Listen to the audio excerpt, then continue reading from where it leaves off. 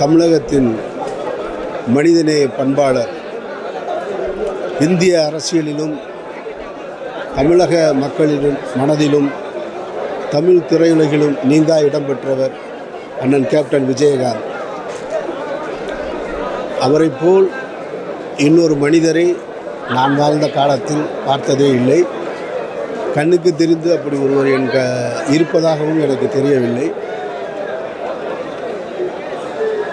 ஒரே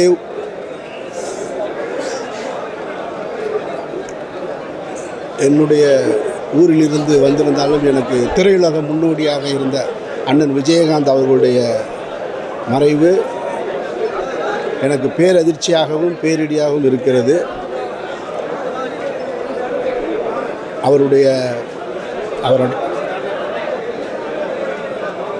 இறைவனுடைய திருவடி நிலையில் அவருடைய ஆத்மா சாந்தியடைய பிரார்த்திக்கிறேன். நன்றி. கேப்டன் விஜயகாந்த் சார்,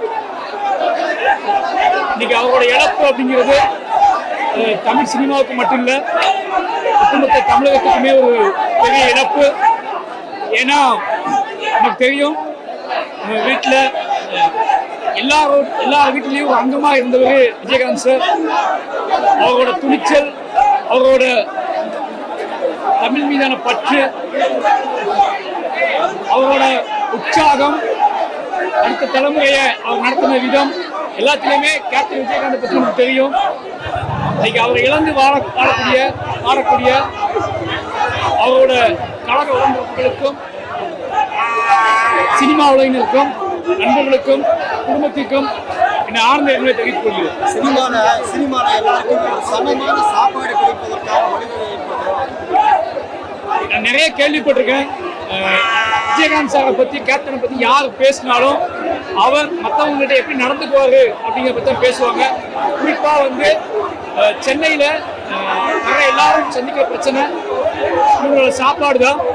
அது நான் அனுபவிச்சதில்லை. ஆனால் எல்லாரும் சொல்கிறது எல்லாமே, விஜயகாந்த் சாரை மீட் பண்ண அத்தனை பேர் சொல்கிறது என்ன அப்படின்னா, அங்கே போனால் சாப்பாடு கன்ஃபார்ம், யார் வேணாலும் எப்போ சாப்பாடு சொல்லுவாங்க.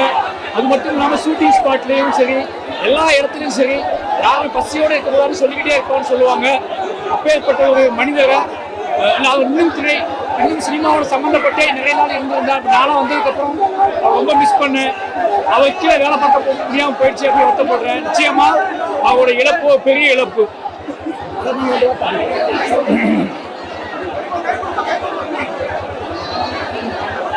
தம்பி விஜயகாந்த் அவர்களை இழந்து இன்றைக்கு தமிழக ரசிகர்கள் மட்டுமல்ல, தமிழக மக்கள் மட்டுமல்ல, உலகத்தில் இருக்கிற அத்தனை தமிழ் மக்களும் இன்றைக்கு கண்ணீர் வடித்துக் கொண்டிருக்கிறார்கள். தம்பி விஜயகாந்த் எந்த ஒரு காரியத்தை எடுத்தாலும் மிக சிறப்பாக செயலாற்றக்கூடிய ஒருவர். நான் தம்பின்னு தான் கூப்பிடுவேன், என்னையும் அண்ணன் அன்பா கூப்பிடுவார். நான் அவரோட நிறைய படங்கள் நடிச்சிருக்கேன். குறிப்பா சொல்லணும்னா பாண்டி, சத்திரியன், தர்மபுரி, இந்த படங்கள் சொல்லிக்கொண்டே போகலாம். ஏழை ஜாதி, இப்படி எத்தனையோ படங்கள் நாங்கள் நடித்திருக்கோம்.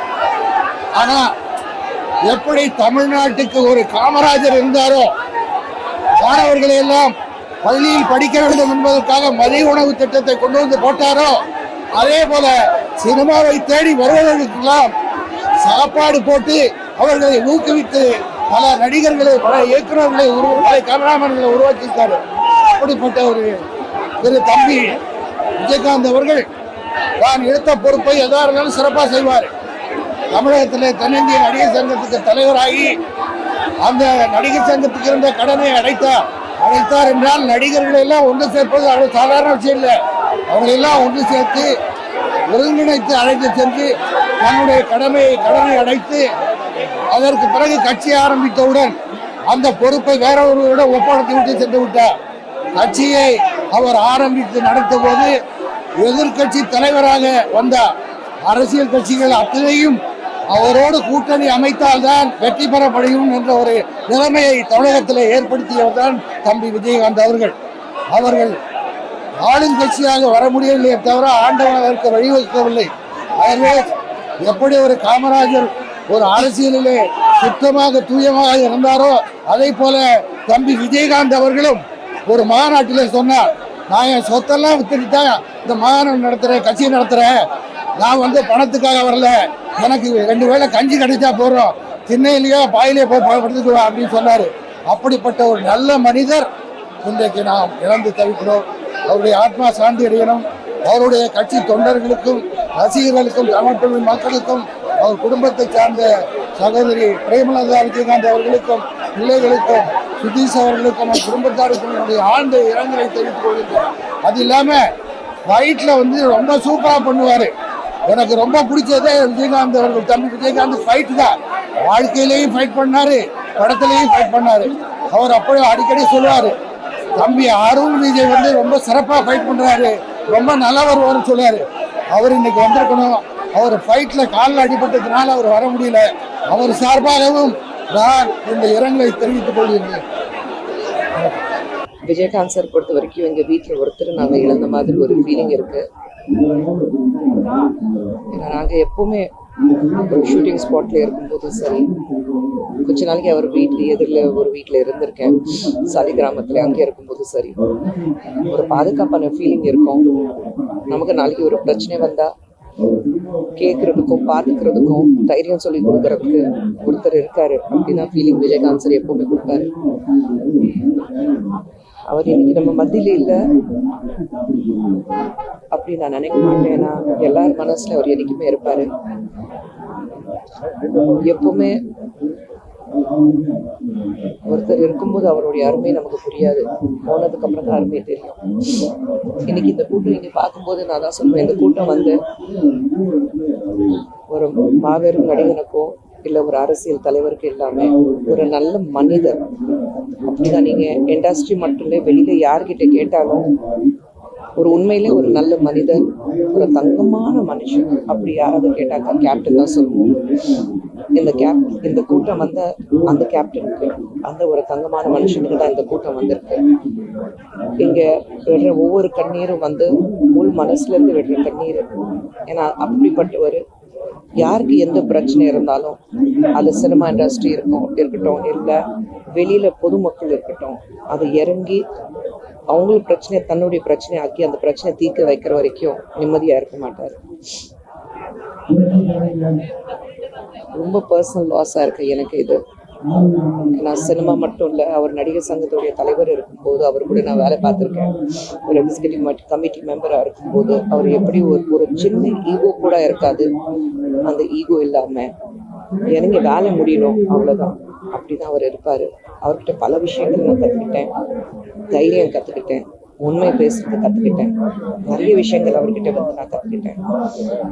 அவர் எனக்குமே எங்கள் மனசில் இருப்பார். தங்கமான மனசை கொண்ட ஒரு சிங்கம் மாதிரி நடந்த ஒரு மனிதர் நம்ம எழுந்துட்டோம். ஒரு நடிகராக நான் என்னுடைய சினிமா வாழ்க்கையில கால் எடுத்து வச்சதுலேருந்து என்னுடைய ஆரம்ப காலத்துல இருந்து அவர் பார்த்துருக்காரு, என்னுடைய வளர்ச்சி பார்த்துருக்காரு. என்ன மட்டும் இல்லை, சுற்றி இருக்கிற யாராக இருந்தாலும் சரி அவ்வளோ பாசமாக, அவ்வளோ அக்கறையோட, அவ்வளோ பாதுகாப்பாக பார்த்துப்பாரு. யாராவது உதவி கேட்டு வந்தாலும் இல்லைன்னு சொல்லி அவர் திரும்பி போனது இது வரைக்கும் எனக்கு தெரிஞ்ச விஷயம் எதுவுமே இல்லை. வாழ்க்கையில் எந்த துறையில் எந்த ஒரு ஸ்டெப் எடுத்தாலும் அதில் வெற்றி அடைஞ்சிருக்காரு. மக்களுடைய மனசில் சினிமா ரீதியாக இருந்தாலும் அரசியல் ரீதியாக எதுவாக இருந்தாலும் தமிழர்களுடைய மனசில் ஒரு நீங்கா இடம் அவர் பெற்றிருக்காரு.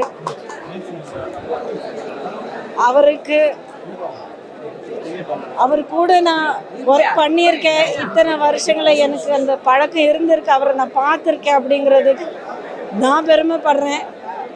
அவருடைய ஆன்மா சாந்தி அடையணும். குடும்பத்தாருக்கும் அவரை நேசிக்கிற ஒவ்வொருத்தருக்கும் என்னுடைய ஹார்ட்ஃபெல்ட் கண்டோலன்சஸ். விஜயகாந்த் அவர்களுடைய மரணம் திரையுலகம் மட்டுமல்லாது ஒட்டுமொத்த உலகத்தில் வாழக்கூடிய தமிழர்களுக்கும் ஒட்டுமொத்த இந்தியர்களுக்குமே ஒரு மிகப்பெரிய பேரிழப்பாகும். மனித நேயத்தினுடைய முழு உருவம் என்று சொன்னால் அது கேப்டன் விஜயகாந்த் அவர்கள் மட்டும்தான். நடிகர் சங்கத்தினுடைய தலைவராக பொறுப்பேற்று நடிகர் சங்கத்தை கட்டி காத்தது மட்டுமல்லாது, புரட்சி தலைவி அம்மா அவர்கள், டாக்டர் கலைஞர் அவர்கள் வாழ்ந்த காலத்திலேயே தனக்கென்று ஒரு கட்சியை துவங்கி தமிழகத்தினுடைய சட்டமன்றத்திலே எதிர்க்கட்சி தலைவராக அமர்ந்த பெருமையும் அவருக்கு மட்டுமே சாரும். ஒட்டுமொத்த சினிமா உலகம் மட்டுமல்லாது அனைவரிடத்திலும் அன்பையும் மனிதநேயத்தையும் போற்றக்கூடியவராக, உரிமை எடுத்து ஒவ்வொருவரையும் வழிநடத்துவராக, ஒட்டுமொத்த உயிர்கள் அத்தனை பேர் மீதும் பேரன்பு கொண்டவரான ஒரு பெருமகனை ஒட்டுமொத்த நாம் இழந்திருக்கிறோம் என்பது மிகவும் வேதனைக்குரியது. அப்பேற்பட்ட ஒரு மகானுடைய, இப்பேற்பட்ட ஒரு தலைவனுடைய, எங்கள் நடிகர் சங்கத்தினுடைய தலைவருடைய இந்த இறுதி நிகழ்விலே கலந்து கொள்வதற்கு எங்களை போன்றவர்களுக்கே பாதுகாப்பு இல்லாத ஒரு நிலை நடந்து கொண்டிருக்கிறது. ஒட்டுமொத்தமாக இவ்வளவு பெரும் திரள் கூட்டம் வரக்கூடிய இந்த நேரத்திலே, இந்த தருணத்திலே இதை தமிழக அரசு மிக மிக நேர்த்தியாக கையாண்டிருக்க வேண்டும். காவல்துறையினரிடத்திலே கடுமையாக சட்டங்களை வகுத்து பொதுமக்களுக்கு எந்த இடையூறும் இல்லாமல், வரக்கூடிய முக்கியஸ்தர்களுக்கும் எந்த இடையூறும் இல்லாமல் இதில் ஏன் வந்தோம் என்கின்ற நிலைக்கு தள்ளப்பட்டிருக்கிறது. மிகவும் வேதனை அளிக்கிறது. இப்பேற்பட்டவருடைய நிகழ்விலே இப்படி ஒரு அரசாங்கம் இதை கையாளுகிறது என்பது நிச்சயமாக வேதனை அளிக்கக்கூடியதாக இருக்கிறது. எங்களுடைய கோரிக்கை, நடிகர் சங்கத்தினுடைய துணைத் தலைவராக நான் மாநில அரசுக்கு வைக்கக்கூடிய கோரிக்கை, மாண்புமிகு கேப்டன் அவர்களை ராஜாஜி அரங்கத்திலே வைத்து பொதுமக்கள் அத்தனை பேரும் கண்டுகளித்து அவரிடத்திலே ஆசீர்வாதத்தை பெற்று அவருடைய ஆத்மா இறைவனடி சாந்தி அடைய வேண்டுமெனக்கு வழி செய்ய வேண்டும் என்பதை நான் கோரிக்கையாக வைக்கிறேன். நன்றி. ரொம்ப சத்தமா பேச முடியாத ஒரு மனநிலை, மனசு உடைஞ்சிருந்தாலும் அது சத்தமா பேசிதான் ஆகணும். இது ஒரு ரியல் ஹீரோவோட மரணம். ரியல் ஹீரோக்கள் என்னைக்குமே மரணிக்கிறதே கிடையாது.